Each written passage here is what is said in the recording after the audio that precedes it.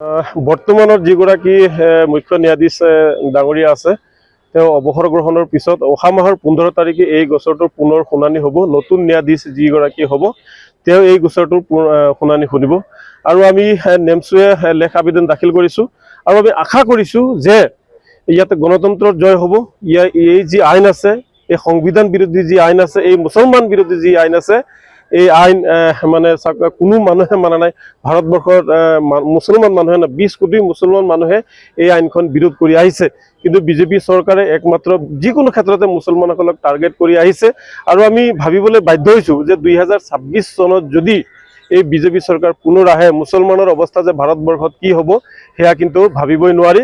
কিন্তু আমি আশাবাদী, ন্যায়ৰ প্ৰতি আমাৰ আস্থা আৰু বিশ্বাস আছে যে এই আইন অহা মাহৰ 15 তাৰিখে যি শুনানি হ'ব এই আইন বাতিল হ'ব আৰু যদি বাতিল নহয় তেতিয়াহ'লে আমি নেমছৰ লগতে বিভিন্ন দল সংগঠনে আমি গণতান্ত্ৰিকভাৱে আন্দোলন কৰাৰ কাৰণে যিকোনো পৰ্যায়লৈ আমি যাব পাৰোঁ। কাৰণ এই সম্পত্তি আমাৰ পূৰ্বপুৰুষে দিয়া সম্পত্তি, এই সম্পত্তি বিজেপি চৰকাৰৰ কোনো অধিকাৰ নাই। এয়া একমাত্ৰ মুছলমানসকলৰে সম্পত্তি আৰু মুছলমানসকলে ইয়াৰ আইন বনাব, মুছলমানসকলে কেনেকৈ ব্যৱহাৰ কৰিব এয়া মুছলমানসকলে জানিব। বিজেপি চৰকাৰে মুছলমানৰ অন্তৰাত্মাত আঘাত কৰাৰ কোনো অধিকাৰ নাছিলে, মুছলমানসকলৰ কলিজাত আঘাত সানাৰ কোনো অধিকাৰ বিজেপি চৰকাৰৰ নাছিলে। গতিকে আপোনালোকৰ জৰিয়তে পুনৰবাৰ কেন্দ্ৰীয় চৰকাৰক আহ্বান জনাইছোঁ আৰু মহামান্য উচ্চতম ন্যায়ালয়ৰ প্ৰতি আস্থা আৰু বিশ্বাস ৰাখি যে অহা মাহত যিটো শুনানি হ'ব তাতে স্থগিত আদেশ আহিব আৰু পৰৱৰ্তী সময়ত হয়তো এই আইন বাতিল হ'ব।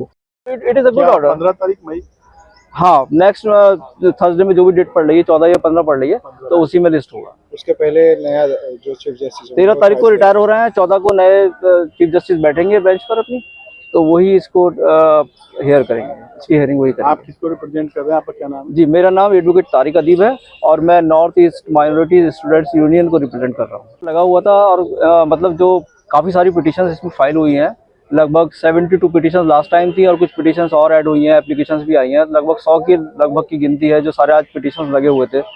क्योंकि chief justice of India Khanna साहब रिटायर हो रहे हैं 13 तारीख को, तो उन्होंने कहा कि मैं इस मैटर को जो नेक्स्ट चीफ जस्टिस हैं गवाई साहब उनकी बेंच को रिफ़र कर रहा हूँ। So it will be better if he here the matter. तो अगला थर्सडे में के लिए मैटर लगा हुआ है और गवाई साहब इसकी मैटर की सुनवाई करेंगे।